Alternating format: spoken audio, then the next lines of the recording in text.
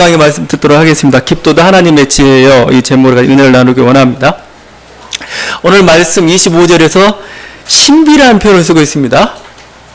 미스테리온입니다. 비밀입니다. 비밀. 어떤 구원사의 신비, 구원사의 비밀을 밝힙니다. 그 밝히는 그 신비, 비밀은 뭐냐? 계속 반복해졌던 건데, 이방인의 충만한 수가 찰 거란 겁니다. 이 충만한 수는 어느 정도 가늠할 수가 없는데, 충만한 수가 차고 난 다음에는 그 구원이 다시 온 이스라엘에게 향해서 그들이 구원을 받을 것이다. 이게 하나님의 계획이다 이겁니다. 이게 하나님의 비밀이다 이거예요.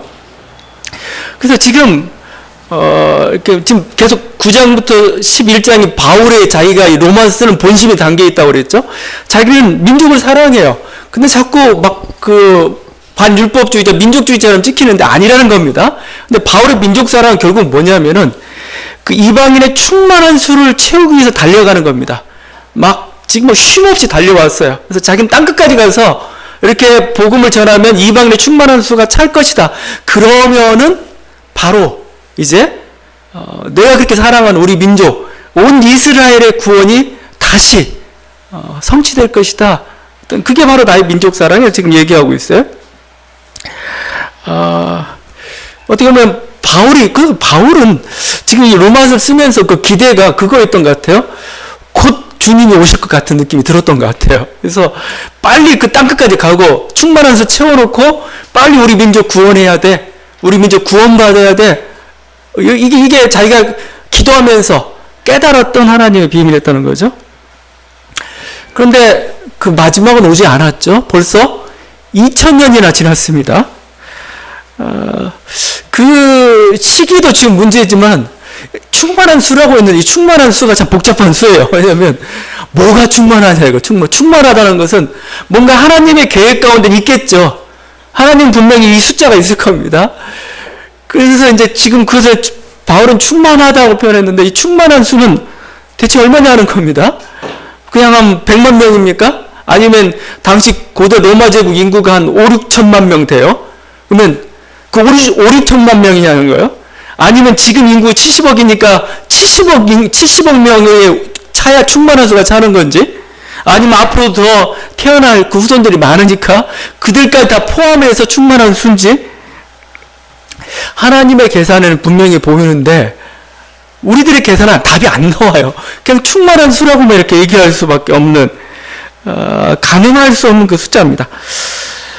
온 이스라엘도 마찬가지입니다. 온 이스라엘이라는 게 그 모든 이스라엘 백성들이 구원받는다는 건가? 나머지 유대인들 다 구원받는 건가? 아니면 온 이스라엘이라고 할 때 그게 일부 그냥 남은 자들만의 구원을 얘기하는 건가? 꼭 유대인이어만 되는가? 이거죠. 그래서 칼빈은 온 이스라엘을 주석하면서 이렇게 주석을 했어요. 선택받은 이스라엘과 이방인을 이루는 영적 이스라엘이다. 말도 될 수도 있습니다. 그러니까 이방 유대인을 하나 영적 이스라엘. 우리는 아브라함을 우리의 조상으로 또 우리는 이스라엘의 우리 영적 이스라엘 때 다시 교회를 취급을 하고 있어요. 그러니까 이것도 또 말이 될 수도 있습니다. 바울에게는 조금 유감스럽지만 칼빈은 그렇게 해석을 했어요. 온 이스라엘이 구원받는다 해가지고 그 온 이스라엘의 구원받는 수를 밝히고 있는 책이 있습니다. 요한계시록입니다. 충만한 수, 온 이스라엘 구원받는다는데 요한계시록은 용감하게 그냥 이 숫자는 얼마입니다 하고 밝혔습니다. 그게 14만 4천 명입니다. 14만 4천 명.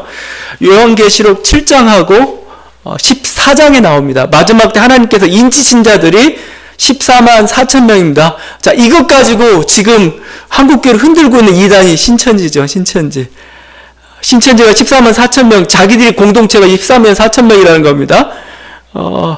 근데 그들이 너무 열심히 일해가지고 14만 4천 명이 넘어버렸어요. 그래가지고 자기들 문제가 발생한 겁니다. 그래서 요즘 제가 정확한지 모르겠는데 시험 치고 있대, 시험. 그래가지고 진짜를 가린다고. 가끔 손편지도 많이 와요. 뭐가 어떻고, 신천지 자기를 하고 한국교회가 이단이고, 이건 가라지 같은 거고, 이렇게 하는 거 와요. 열심히 대단하죠. 근데 이단들은 공통적으로 굉장히 율법적입니다. 율법적이라는 게 딱 교리를, 자기들 체계를 만들어 놓고 여기에 충성해야 돼요. 헌신하지 않으면 여기서 벗어납니다. 항상 힘들어서, 이단들은 여러분 보면 알아요. 제가 뭐 영적인 사람에서 본 게 아니고 자유함이 없어요. 그냥 기쁨이 없습니다. 그냥 뭔가 이렇게 매여가지고 이렇게, 그렇죠? 자기들만 14만 4천 명이면 나머지는 어떻게 되는 거예요? 우리 성도들은 어떻게 되고? 조금 굉장히 좀 어떤 허황된, 자기들의 어떻게 보면 그냥 아전인수격인 그런 해석인 거죠. 근데 14만 4천 명의 숫자가 정말 애누리 없이 14만 4천이냐, 이 숫자가 나온 걸 좀 보시면 압니다. 14만 4천이라고 할 때 사실은 유대 12지파를 얘기합니다. 요한계시록에 12지파에 각 지파당 12,000명씩 해가지고 14만 4천이 나오는 겁니다. 근데 이게 좀 문제가 있어요. 이게 진짜 12지파냐 진짜. 여러분이 그 요한계시록 쭉 한번 읽어보면 12지파가 정확히 아니에요. 정확한 의미가. 왜냐면 단지파가 빠졌어요. 왜 빠졌는지 모르겠는데 단지파 빠지고, 그러면 11개잖아요. 그럼 뭐가 되면 레위지파가 들어가요. 원래 레위지파는 12지파에 안 들어갔어요. 레위지파 들어가요. 에브라임 지파는 에브라임 지파라고 부르지 않고 요셉 지파라고 또 불러요. 그러니까 결국 이건 정확한 명칭들이 아니에요. 그래서 보면은 결국은 숫자가 더 중요합니다. 12이라는 숫자. 12이라는 숫자. 그러면 14만 4천은 어떻게 나왔느냐? 제가 해석하는 건데 거의 뭐 이게 맞을 것 같아요. 14만 4천은 12 곱하기 12입니다. 12 곱하기 12 곱하기 1000이에요. 12 곱하기 12는 빨리 계산하면 144가 나와요. 12는 구약의 12지파, 또 나머지 12는 신약의 12사도로 대표되는 신약의 교회를 얘기하죠. 1000은 많다는 뜻을 가지고 있습니다. 결국 뭐요? 14만 4천이라는 건 뭐요? 신약과 구약의 많은 사람들이 구원을 받을 것이다. 그냥 상징적인 의미가 있는 겁니다. 그냥. 물론 하나님의 계산 속에서는 엄밀하겠죠. 그렇지만 이 땅에 살고 있는 우리들에게는 그 숫자는 오리무중이에요. 근데 이 14만 4천이라고 여러분이 생각할 때 한번 보세요. 만약에 14만 4천 명만 딱 구원받는다고 하면은, 제가 항상 하는 얘기지만 14만 4천 1번째 사람은 어떻게 되는 거예요? 이 사람을 잘라 말어 하다가 잘라버렸어요. 그리고 막 12지파인데 12지파를 12,000명씩 정확히 하다 보면 어떻게 됩니까? 어느 지파는 커요. 어느 지파는 작아요. 어느 지파는 사라져버린 지파도 있어요. 근데 그걸 12,000명씩 군 하다 보면 하나님은 그냥 아주 그 몰인정한 팀장으로 만들어버리고 말아요. 이거. 그러니까 이게 무리한 게 있어요. 그 숫자를 그대로 적용시킨다면 그냥 그것은 상징입니다. 상징. 그냥 신약과 구약의 많은 사람들 하나님의 부르심을 받을 것이다. 이거죠. 제가 이렇게 얘기하는 것은 여러분이 막 충만한 수, 온 이스라엘, 이걸 해석을 이상하게 하다가 자꾸 3000% 빠지고 누가 그렇다고 해석하면 그냥 그러려냐면서 우리가 현혹되고, 한국교회가 지금 그래요. 이단들이 항상 그것 가지고 노리거든요. 와가지고 이 충만한 수의 비밀을 알려주겠다. 온 이스라엘이 뭔지를 알려주겠다. 결국 의도는 이겁니다. 하나님께서 이스라엘을 끝까지 사랑하신다 이거죠. 하나님께서 한 번 부르신 그 민족, 완전히 버려버린 게 아니고 언젠가 하나님께서 구원하실 것이다. 여기에 지금 사실은 초점이 있는, 그 언젠가는 어떤 시기인가는, 어떤 방식인가는 우리가 알 수가 없어요. 그건 하나님께서 결정하실 일이고, 우리는 그냥 그런 믿음 아래서 위로를 받는 거죠. 여러분의 인생 속에서 뭔가 정말 간절한 기도 제목들이 있고, 뭔가 정말 간절한 소원이 있다면 저는 하나님 그걸 들어주신다고 생각을 해요. 그걸 실제 응답해 주실 뿐만 아니라 여러분에게 깨달음을 주셔요. 정말. 뭔가 이렇게 하나님께서 응답하실 거라는 하나의 어떤 믿음들을 주셔요. 믿음들. 우리는 그걸 그 믿음을 통해서 직접 지금 약속을 받지 않더라도 응답을 받는 겁니다. 바로 바울은 뭐예요? 자기가 그 민족을 향해서 계속 기도하고 있는 하나님께서 기도에 응답을 주신 거고, 기도에 위로를 주신 거죠. 그 기도에 대해서요. 하여튼 이렇게 해서 주어진 그 숫자입니다. 근데 이게 예전에 또 뭐 중간도 이단도 그럴 뿐만 아니라 요즘도 옛날 한참 백투 예루살렘 해가지고 예루살렘으로 돌아가자 해가지고 그 운동들이 회복 종말론이라는 표현을 쓰면서 얘기합니다. 왜냐하면 이스라엘이 구원을 받아야 종말이 온다는 거예요. 그래서 예루살렘에서 막 복음 전하자 막 이런 운동도 지금도 막 가끔 문자도 오고 막 제가 아는 명목필수도 이렇게 예루살렘 선교에 목숨 걸고 있는, 그걸 위해 항상 기도하고 있는, 그래야 종말이 온다고 이렇게 얘기하는 사람도 있습니다. 그런 말도 해요. 왜냐면 1948년도 갑자기 이스라엘 나라가 건국이 됐거든요. 이건 기적 같은 일이에요. 어떻게 이런 일이 가능할까? 1948년도 이스라엘 나라가 이렇게 건국이 됐고, 또 세기말적 현상들이 있었습니다. 이건 세기말 정도가 아니죠. 1999년에서 2000년도에 넘어가는 그 시기는 밀레니엄의 어떤 말기, 정말 어쩌면 역사적 항상 위기가 있었던 그런 때였습니다. 그러다 보니까 그게 해가지고 뭔가 종말이 더 올 거라 생각하면서 이런 운동들이 있었는데, 근데 여러분, 이게 종말은 언제일지 정말 몰라요. 그 답을 주고 있는 게 베드로 후서의 말씀이죠. 주께서는 천년이 하루 같고 하루가 천년 같고 막 이렇다는 겁니다. 지금 2000년인데 주님의 시간은 이틀밖에 안 지났어요. 이틀밖에. 앞으로 제가 보니까 여러분 안심하십시오. 좀 더 갈 것 같아요. 이게 안심이 될지 모르겠는데 곧 망할 것 같지는 않아요. 하여튼 언제인지는 모르겠는데, 하여튼 주님의 시간하고 우리의 시간이 다르다는 거예요. 우리는 2000년이라고 하는데 주님은 이틀 얘기하고 있어요. 우리는 막 14만 4천 얘기하는데 주님은 야, 그 14만 4천이 그게 아니야 라고 할 수도 있어요. 그러니까 이건 알 수 없는 거죠. 근데 그걸 통해서 우리는 뭐죠? 하나님께서 뭔가 주권을 가지고 이끌어 가고 계시다. 뭔가 택하신 자들이 있다. 이 정도는 우리는 그냥 아는 정도죠.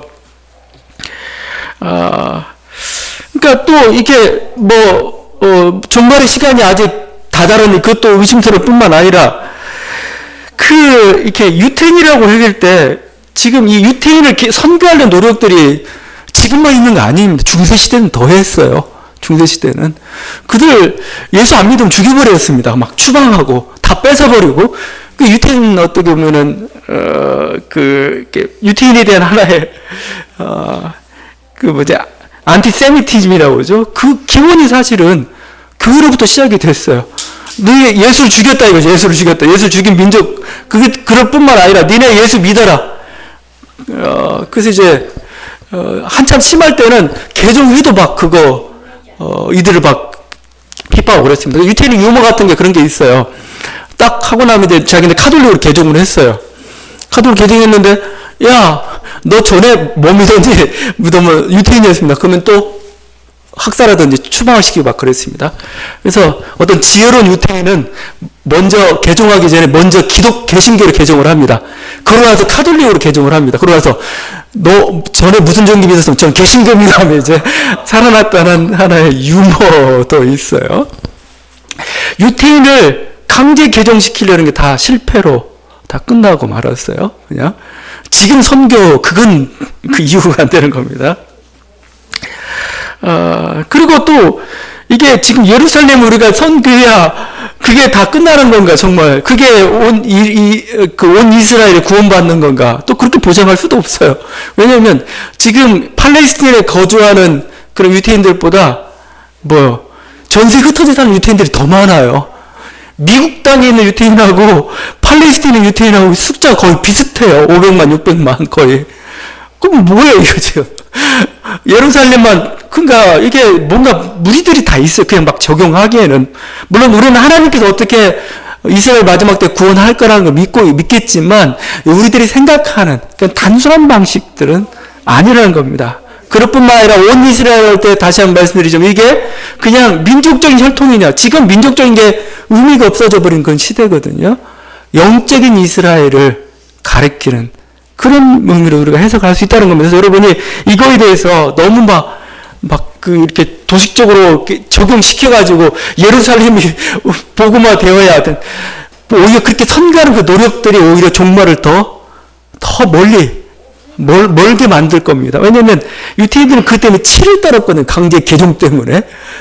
오히려 여러분들이 신앙 안에서 정말 예수를 믿는 사람들의 삶의 모습이 얼마나 평화롭고 얼마나 공존 가치하고 얼마나 복된 삶인가를 보여줄 때 진정한 질투가 일어나는 거죠. 근데 그렇지 못한 삶을 보여주면서 강제로 하겠다. 그건 좀 어리석은 일이기도 하죠. 하여튼 이 과정 속에 우리들이 지금 바울의 말씀 속에서 우리들이 붙잡아야 될 것은 그거죠. 하나님의 지혜의 오묘함이죠. 하나님의 지혜의 오묘함. 분명히 하나님께 그것을 하실 것이지만 우리는 그게 어떤 방식으로 이루어질지는 우리는 모르겠다는 겁니다. 그냥 단지 자기 삶에 지금 주어진 일에 충실하면서 기도하면서 살아가는 것, 이게 우리들에게 필요하다는 겁니다. 그런데 지금 바울이 끝까지 붙잡는 거가 있는데 그게 뭐냐면 하나님의 은사와 부르심에는 후회가 없다, 이 말씀입니다. 하나님의 은사와 부르심에는 후회가 없다. 사도 바울이 하나님의 구원사를 보면서 저희가 어떤 유추한 하나의 결론입니다. 하나님의 은사에는 후회가 없다, 그죠? 후회가 없다는 뜻은 처리하지 않는다, 이런 뜻도 있습니다. 그러니까 하나님의 주신 은사, 하나님께 우리들이 복을 주시겠다고 하셨는데 이 복 주신 그 은사는 뭐요? 이스라엘 그 약속을 주셨잖아요. 이건 뭐요? 처리되지 않는다, 이겁니다. 지금은 마치 뺏은 것 같고 지금 마치 그냥 이 구원사의 주리로부터 벗어난 것 같지만 아니라는 겁니다. 한 번 주신 그거, 하나님께서 이스라엘 향한 하나님의 그 하나님의 사랑은 뭐요? 반드시 끝까지 이루어지고 성취된다, 지금 이 말씀이죠. 이건 이방인들에게도 마찬가지입니다. 이방인들에게도. 그래서 하나님이 세상을 이처럼 사랑하사 독생자를 주셨으니, 이게 우리들에게 모든 이 세상을 사랑하셨다는 겁니다. 이 세상을. 그래서 그들에게 가장 중요한 은혜의 선물이 예수 그리스도를 우리들에게 주시겠다라고 말씀하셨고, 이 은혜의 선물은 뭐요? 이방인을 지금 향하고 있죠.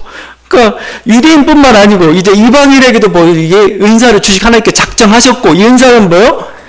결코 철회될 수 없다라고 할 수 있습니다. 그래서 그런 점에서 어떤 중세시대에 반유태주로 나갔던 이 로마서 말씀에 전혀 위배되는 바죠. 왜냐하면 그들은 하나님이 버린 민족이 아니에요. 하나님의 철회돼서 은사가 아직도 남아있어요. 지금 그대로 머물러 있고 어떻게 성취될지는 알 수 없지만, 근데 그것을 보지 못했던 게 중세교회의 하나의 잘못이기도 했던 거죠. 마찬가지로 이 은사는 지금도 이방인들 향해서 이렇게 가고 있고 그렇다는 거죠. 그리고 이방인들 향한 그 하나님의 은사는 결코 또 철회되지도 않고 결국은 성취될 거라고 이렇게 생각을 합니다.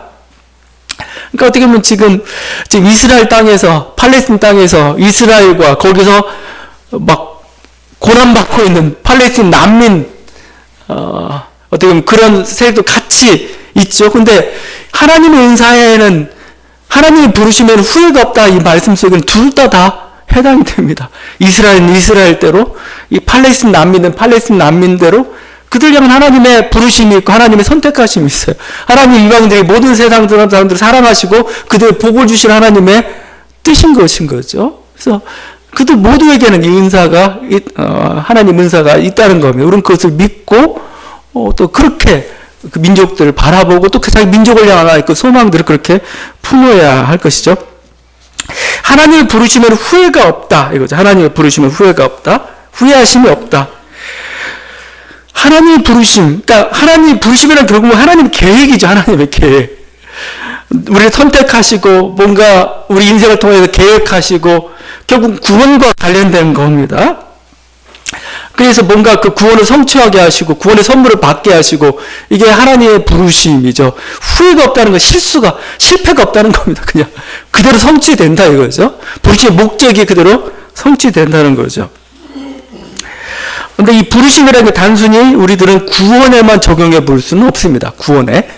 구원에만 적용해 볼 수는 없어요. 이 부르심은 구원뿐만 아니라 우리 인생에도 적용해 볼 수가 있습니다. 고린도서 7장에서 분명히 사도 바울이 이렇게 하면 너희가 하나님의 부르심대로 그대로 있으라는 표현을 써요. 부르심대로. 그건 단순히 구원 정도만이 아니었습니다. 내가 그냥 종으로 부르심 받았느냐, 자유자로 부르심 받느냐, 그대로 있으라, 이렇게 표현하고 있습니다. 그러나 할 수 있으면 자유해라, 이런 표현을 쓰고 있습니다.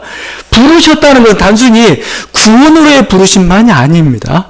우리 인생을 향한, 하나님의 부르심이라고도 할 수가 있습니다. 그 부르심은 바로 다른 말로 표현하면 내 운명일 수가 있습니다. 내 민족일 수도 있습니다. 그것은 내 가족이고 내 신분이고 내 상황이고 내 직업이고 내가 지금 하고 있는 그 모든 일들입니다. 그게 그냥 내가 우연히 선택한 게 아니고 하나님의 부르심이다. 부르심. 그래서 직업을 콜링이라고 하죠. 콜링. 불렀단 말입니다. 불렀다. 소명이라고도 합니다. 소명. 여기 사실 이런 것도 나온 거예요. 하나님이 그 자리로 우리를 세우셨다는 겁니다. 세우셨다는 거예요. 근데 그게 뭐예요? 후회하심이 없다는 겁니다. 그러니까 실패가 없다는 겁니다.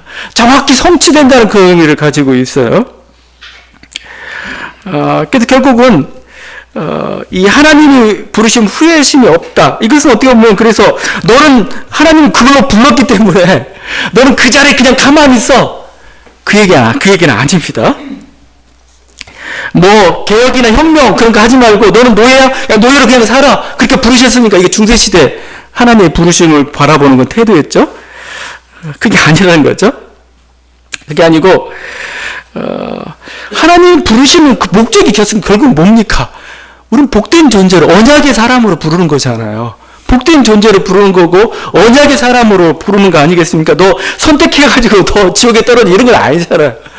우리의 생명을 얻게 하고 더 풍성하게 얻게 하려는 게 하나님의 부르심의 목적이고 그게 부르심이죠. 다른 건 그냥 부르심이라고 표현하는 게 아니고 버렸다고 표현하는 거죠. 그렇죠? 그렇다면은 이게 우리를 그랬던 망가진 작품으로 부른 게 아니고 위대한 하나님의 작품으로 부르셨던 자기 인생에 대한 확신이에요. 사실은요.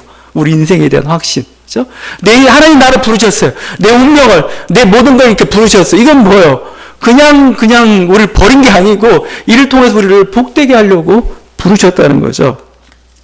우리가 이걸 그리고 우리를 복된 부르심 그것은 반드시 성취된다는 거죠. 하나님 그를 도우시고 우리 함께 하셔서 반드시 이루게 하신다 그런 확신을 얘기하고 있는 거죠. 그렇기 때문에 우리 만약에 고난 가운데 있어요. 고난 가운데 있다면 우리는 이건 부르심의 목적이 아니죠. 그렇다면 우리는 어떻게 생각해야 됩니까?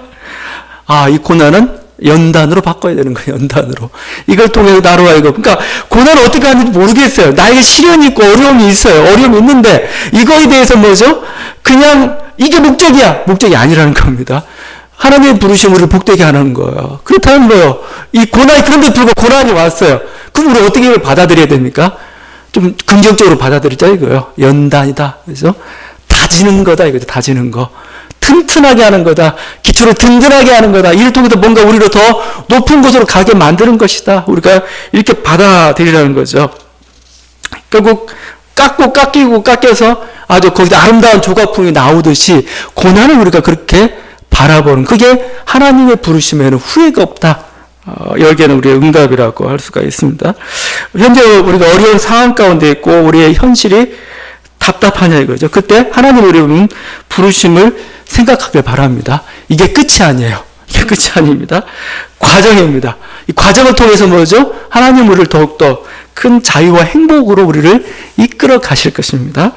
지금 하고 있는 여러분 만족스러울 수도 있고 괜찮다고 생각할 수도 있습니다. 그렇다면 여러분 이 하나님의 은혜에 대해 생각하고 이 순간에 우리가 만족에 빠지지 말고 하나님의 부르심 한번 생각해 봤으면 좋겠어요. 그렇다면 뭐죠? 그것은 뭐죠? 자기에 주어진 어떤 일이나 자기에 주어진 상황은 뭐 하나의 사명이 되는 겁니다. 사명. 하나님께 나를 복 주셔가지고 나를 하여금 뭐요? 더 멋진 존재.